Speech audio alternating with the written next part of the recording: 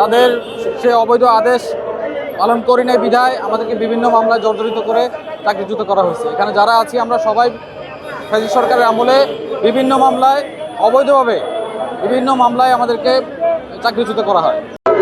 ভাই সম্পূর্ণ রাজনৈতিক প্রতিহিংসার কারণে আমাদেরকে যেভাবে চাকরিচ্যুত করা হয়েছে এইভাবে আসলে এই আদেশের চাকরিচ্যুত করা যায় না, করা উচিত না। কারণ সামান্য ছোটোখাটো ভুলে সামান্য শাস্তি হওয়া উচিত।